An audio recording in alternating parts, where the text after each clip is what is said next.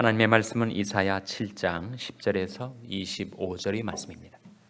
여호와께서 또 아하스에게 일러 가라사대 나는 내 하나님 여호와께 한 징조를 구하되 깊은 데서든지 높은 데서든지 구하라. 아하스가 가로되 나는 구하지 아니하겠나이다. 나는 여호와를 시험치 아니하겠나이다 한지라. 이사야가 가로되 다윗의 집이여 청컨대 들을지어다. 너희가 사람을 괴롭게 하고 그것을 작은 일로 여겨서 또 나의 하나님을 괴로우시게 하려느냐. 그러므로 주께서 친히 징조로 너에게 주실 것이라. 보라, 처녀가 잉태하여 아들을 낳을 것이요 그 이름을 임마누엘이라 하리라. 그가 악을 버리며 선을 택할 줄 알 때에 미쳐서 버터와 꿀을 먹을 것이라. 대저 이 아이가 악을 버리며 선을 택할 줄 알기 전에 너희 미워하는 두 왕의 땅이 패한 바 되리라. 여호와께서 에브라임이 유다를 떠날 때부터 당하여 보지 못한 날을 너와 내 백성과 내 아비 집에 임하게 하시니 곧 아스루 왕의 오는 날이니라. 그날에는 여호와께서 애굽 하수에서 먼 지경의 파리와 아스루 땅의 벌을 부르시리니 다 와서 거친 골짜기와 바위 틈과 가시나무 울타리와 모든 초장에 앉으리라. 그날에는 주께서 하수 저편에서 새내어 온 삭도 곧 아스루 왕으로 내 백성의 머리털과 발털을 미실 것이요 수염도 깎으시리라. 그날에는 사람이 한 어린 염소와 두 양을 기르리니 그 내는 것이 많으므로 버터를 먹을 것이라. 무릇 그 땅 가운데 남아있는 자는 버터와 꿀을 먹으리라. 그날에는 천주에 1,000개의 가치되는 포도나무 있던 곳마다 진료와 형극이 날 것이라. 온 땅에 진료와 형극이 있으므로 살과 활을 가지고 그리로 갈 것이요 보습으로 갈던 산에도 진료와 형극 까닭에 두려워서 그리로 가지 못할 것이요 그 땅은 소를 놓으며 양의 밟는 곳이 되리라. 아멘. 할렐루야. 서로의 평강의 복을 기원하는 마음으로 샬롬 인사 나누시기 바랍니다. 샬롬. 샬롬. 목요 새벽 기도에 잘 나오셨습니다. 오늘은 상록회 원래가 오전 11시 30분에 본당과 친교실에서 있게 되겠습니다. 이사야 7장 말씀은 임마누엘에 관한 말씀이지요. 임마누엘을 하나님께서 징조로 하나님의 백성들에게 주셨습니다. 먼저 11절 말씀해 보시면 하나님께서 이사야 선지자를 통하여 아하스에게 전달해 주신 말씀입니다. 11절 한번 같이 읽겠습니다. 시작. 너는 내 하나님 여호와께 한 징조를 구하되 깊은 데서든지 높은 데서든지 구하라. 하나님께서 징조를 구할 기회를 주신 거예요. 우리 믿음이 연약해서 하나님께서 때때로 우리에게 믿음의 증거를 주실 때가 있습니다. 징조를 주실 때가 있어요. 징조라는 말 특별히 장래에 일어날 일에 대한 현재적인 증거죠. 항상 그렇게 하시진 않습니다. 그러나 때때로 우리에게 징조를 허락하실 때가 있어요. 우리 연약한 믿음을 붙들어 주시고 견고하게 세워주시기 위해서.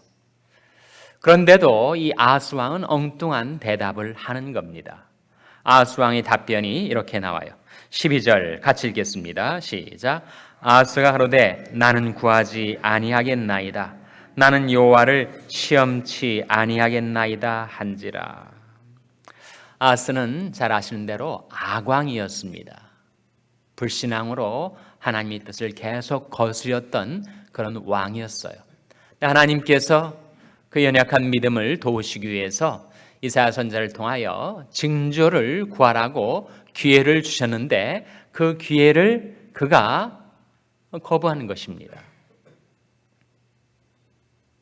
그 이유는 하나님보다 더 믿음에 찬 그런 반응을 보이는 듯 했어요. 아하스가 하는 말이 나는 구하지 아니하겠습니다. 제게는 징조가 필요하지 않습니다. 저는 하나님을 시험치 않겠습니다. 마치 징조를 구하는 것이 하나님을 시험하는 것인 양 생각했던 것입니다. 아하스가 악왕으로 알려진 것은 그의 불신앙 때문이었는데 그가 하는 말을 보면 누구보다도 믿음으로 충만한 사람인 것처럼 그렇게 반응을 하는 거예요. 저희는 징조가 필요 없습니다. 마치 징조가 필요해서 하나님을 시험하는 그런 사람이 제가 아닙니다. 저희는 징조도 필요 없고 저는 하나님을 시험치 않겠습니다. 그 누구보다도 신앙 좋은 사람인 양 행세한 것입니다. 그래서 하나님께서 이사야 선지자를 통하여 아하스에게 이렇게 답변하십니다. 13절에 보시면 이사야가 가로되 다윗의 집이여 청컨대 들을지어다. 너희가 사람을 괴롭게 하고 그것을 작은 일로 여겨서 또 나의 하나님을 괴로우시게 하렸느냐. 그 아하스의 답변, 아하스의 반응은 하나님을 괴로우시게 하는 것이 된다는 거예요. 믿음이 좋은 것 같지만 사실 믿음이 없었던 불신앙의 아하스가 대답했던 그 말은 오히려 하나님을 답답하게, 하나님을 괴로우시게 하는 말이 되었던 것이었습니다. 그럼 우리가 하나님께 나올 때 우리는 하나님께 믿음의 증거를 구합니다. 그래서 기도 응답도 구하지 않아요? 전혀 나타나는 징조도 없고 증거도 없음에도 불구하고 하나님을 신뢰하는 믿음을 유지할 수 있다면 얼마나 좋겠습니까? 우리는 그렇지 못하죠. 늘 믿음이 약해서 흔들리고 우왕좌왕하며 살아갑니다. 그러한 우리를 돌아보셔서 하나님께서 징조를 주실 때, 증거를 주실 때 우리 연약한 믿음을 붙들어 주시고 도와주시기 위하여 우리에게 믿음의 증거를 주실 때 장래 일에 대한 현재적인 증거로서 징조를 주실 때 그 징조를 우리가 알아차려야 되죠. 좋은 일이든 나쁜 일이든 우리 인생이 장래에 일어날 일들의 현재적인 증거로서 징조를 주실 때 그것을 바로 깨닫고 알아차리는 사람은 평안한 삶을 살 수가 있습니다. 정말 이 말씀이 거울에 비춰볼 때 저 자신이 한심한 모습을 돌아보게 돼요. 제가 이번에 맹장이 터져서 큰 어려움을 겪을 때 몇 차례 징조가 왔었습니다. 이상스럽게 배가 아프고 그리고 토하기도 하고 그런 일들이 여러 번 왔는데 제가 그 징조를 다 무시한 거예요. 다 일시적으로 있다가 없어지는 거겠지. 한 번, 두 번 그 나타난 징조를 제가 지나쳐 버리자 결국 올 것이 오고야 말았던 것입니다. 그것이 좋은 일이든 나쁜 일이든 하나님께서 때때로 우리 삶 속에 징조를 보내실 때 그 징조를 깨닫는 것, 그 징조의 의미를 발견하는 것, 그래서 다가올 장래를 준비하며 사는 것이 얼마나 귀중한 일인가. 하나님께서 아하스와 당시 유다 백성들이 워낙 불신앙 가운데서 우왕좌왕하고 있으니까 하나님께서 징조를 주신 거예요. 근데 세 가지 징조를 주셨습니다. 그 세 가지 징조가 다 시간이 달라요. 여러분 한번 생각해 보세요. 여러분이 눈을 들어서 지평선을 바라볼 때 그 지평선에서 세 산이 겹쳐져서 나타난단 말이죠. 세 산이 중첩돼서 한 지점, 한 공간에 나타나 보일 때가 있습니다. 그러나 실제로 한참 거리를 가서 첫 번째 산에 당도를 해봤더니 그 첫 번째 산과 두 번째 산 사이에 상당한 거리가 있더라는 거예요. 멀리서 바라보니까 겹쳐서 한 지점에 있는 산처럼 보였다는 거예요. 그 다음에 이제 두 번째 산에 당도해서 보니까 두 번째 산과 세 번째 산 사이에도 엄청난 거리가 있었는데도 불구하고 멀리 지평선을 바라보니까 그 세 산이 한 지점에 있는 것처럼 중첩되어 나타났던 것입니다. 이 아하스와 유다 백성들이 역사의 지평선에 바라보았던 그 세 가지 사건이 한 사건인 양 한 지면 한 이사야 7장에 나타나 있지만 사실 그 세 징조 사이에는 상당한 거리가 있었던 것입니다. 첫 번째 징조는 뭐였습니까? 유다를 치러 왔던 두 동맹국, 두 연합국 어느 나라였었죠? 어느 나라였었습니까? 아람과 이스라엘 아니었어요? 그 아람과 이스라엘이 유다를 치러 왔지만 아수왕이 불신앙과 악함에도 불구하고 하나님께서 자비와 긍휼을 베푸셔서 그 동맹국을 치셨습니다. 그래서 유다를 구출해 주셨던 거예요. 첫 번째 징조입니다. 오늘 본 말씀에 16절에 나타나죠. 16절 한번 같이 읽겠습니다. 시작. 대저 이 아이가 악을 버리며 선을 택할 줄 알기 전에 너희 미워하는 두 왕의 땅이 패한 바 되리라. 이 두 왕이 어느 나라 왕이에요? 바로 아람 왕과 이스라엘 왕. 두 왕이 동맹을 하여 유다를 치려 하였지만 하나님이 자비와 긍휼로 오히려 두 왕을 패하시고 아스와 유다 왕국을 구출해 주셨던 것입니다. 그러한 징조를 여전히 깨닫지 못한 채 그 하나님이 자비와 긍휼을 깨닫지 못하고 마치 자신이 우월해서 그 두 왕을 이긴 것처럼 아스가 여전히 착각하고 있을 때, 유다 백성들이 깨닫지 못하고 있을 때 두 번째 징조가 다가온 것입니다. 두 번째 징조가 뭐예요? 바로 아스루 왕의 도래였습니다. 20절 같이 읽겠습니다. 20절 말씀 시작. 그날에는 주께서 하수 저편에서 새 내온 삭도 곧 아스루 왕으로 내 백성의 머리털과 발털을 미실 것이요 수염도 깎으시리라. 여기에 삭도가 나오죠. 삭도. 누구를 가리키는 거라고요? 아스루 왕이란 말이에요. 하나님이 첫 번째 징조를 알지 못한 채 그렇게 여전히 불신앙 가운데 머물러 있었던 아스루 왕과 유다 백성들에게 결국 하나님께서 삭도를 들이미신 것입니다. 그래서 그들이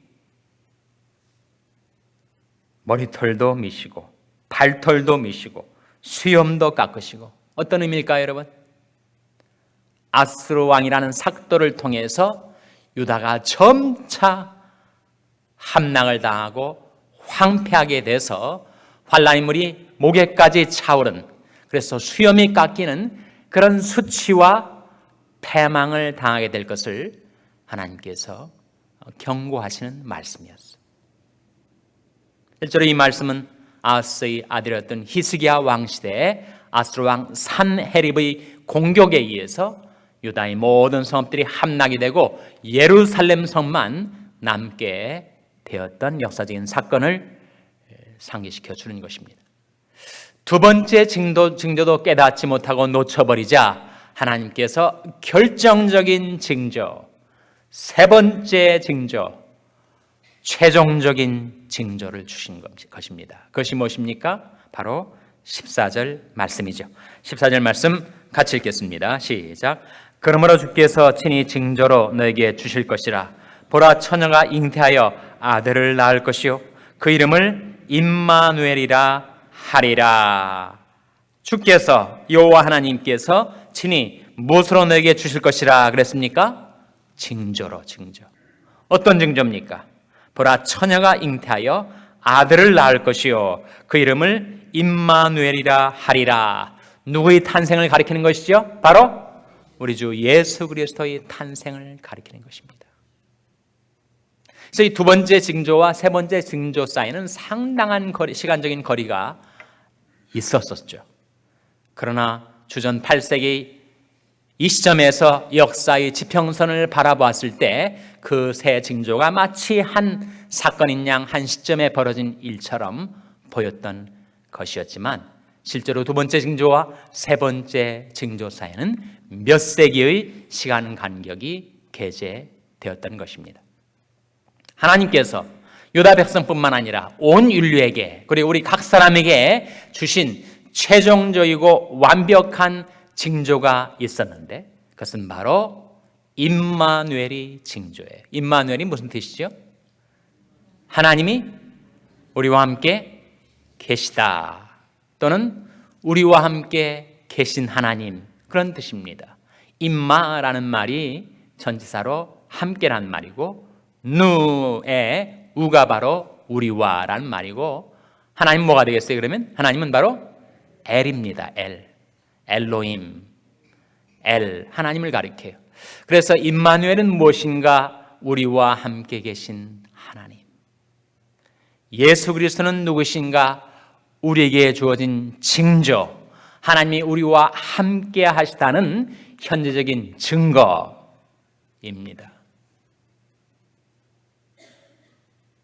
그 예수 그리스도께서 육신으로 오신 하나님, God in the flesh로서 우리와 함께 계신 것입니다. 이 신약 성경에서 비로소 처음 드러난 사건인가? 계속해서 성경에 징조가 있었어요. 시편 16편에 내가 여호와를 항상 내 앞에 모시며 그가 내 우편에 계심으로 내가 요동치 아니하리로다. 시편 46편에 만군의 여호와께서 우리와 함께 하시니 야곱의 하나님은 우리의 피난처시로다. 시편 73편에 내가 항상 주와 함께하니 주께서 내 오른손을 붙드셨나이다. 우리가 불렀던 오늘 찬송 444장에 보면 예수가 거느리시니, 거느린다는 말이 뭐죠? 함께 하시고 인도하신다, 그런 뜻 아닙니까? 그러니까 하나님 우리와 항상 함께 하시고 우리를 붙들어 주시고 내가 주님의 손을 붙잡으려 할 때 주님께서 나의 오른손을 붙잡아 주셔서 우리를 인도해 주시는 주님. 우리가 장차 죽음의 관문을 통과할 때에도 나를 버려두지 아니하시고 나와 함께 하셔서 나는 주님의 손 붙들고 영원한 천국으로 나아가게 해주시는 주님. 천국에 가면 어떻게 됩니까? 천국에 가서도 주님께서 우리를 거느려 주세요. 우리와 함께 해주시고 우리를 인도해 주십니다. 천국에 가서도 여전히 어린아이와 같은 나를 내 손을 붙들어서 생명수샘으로 인도해 주십니다. 요한계시록 7장 17절 말씀이죠. 한번 찾아보시기 바랍니다. 천국의 장면을 보여주는 말씀입니다. 천국에서도 예수님께서 나와 함께 하시고 나를 인도하신다는, 그래서 예수가 거느리시니 그것은 이 세상 삶뿐만 아니라 천국 삶에서도 그대로 이루어질 것을 보여주는 말씀이죠. 요한계시록 7장 17절 같이 읽겠습니다. 요한계시록 7장 17절 같이 읽겠습니다. 시작. 이는 보좌 가운데 계신 어린 양이 저희 목자가 되사 생명수샘으로 인도하시고 하나님께서 저희 눈에서 모든 눈물을 씻어주실 것임이러라. 이는 보좌 가운데 계신 어린 양, 누구를 가리킵니까? 바로 어린 양 예수, 우리 주 예수님. 예수님이 천국에서도 여전히 우리 목자가 되셔서 우리를 어디로 인도하신다고요? 생명수샘으로 인도하시고 하나님께서 우리 눈에서 모든 눈물을 씻어 주실 천국의 장면을 현재적인 믿음의 증거로, 징조로 주신 분이 바로 예수님. 예수님은 임마누엘이십니다. 예수님은 우리와 함께 계신 하나님. 오늘도 이 아침에도 내 앞에 계시고 내 우편에 계시고 나를 붙들어 주시고 내가 주님의 손을 붙들려 할 때 주께서 나의 오른손을 붙들어 주시고 만군의 여호와께서 우리와 함께 하시니 야곱의 하나님은 우리 피난처시로다. 그 하나님 모시고 주님의 거느리심을 받아 오늘 하루도 평안히 주님의 은혜 가운데 살아가게 되시기를 주님의 이름으로 축원합니다. 기도하시겠습니다. 오늘 말씀 기억하며 하나님, 저희들이 하나님께서 허락하시는 징조를 따라 살게 주시옵소서. 징조 중에 징조이신 주 예수님 따라 살게 주시옵소서. 기도하시기 바랍니다. 우리 자녀들을 위해서 기도할 때 하나님께서 임마누엘로 저희 자녀들과 함께하여 주시고 저희 자녀들을 거느려 주시옵소서. 기도하시기 바랍니다. 병상에 있는 연약한 지체들을 위해서 기도하실 때 외로운 병상에도 주님께서 함께하셔서 거느려 주시고 고쳐 주시고 이끌어 주시옵소서. 기도해 주시기 바랍니다. 우리 샬롬교를 위해서 기도할 때 주님께서 저희 교회와 함께해 주시고 저희 교회를 거느려 주시옵소서. 위하여 기도해 주시기 바랍니다. 여러분의 생업을 위해서 기도하시고 샬롬 장애인 선교회 박무세 목사님을 위해서 기도해 주시기 바랍니다. 하나님 앞에 나온 자들을 성령으로 충만케 하셔서 사명 감당케 하여 주시옵소서. 이런 제목들로 우리 합심해서 기도하겠습니다.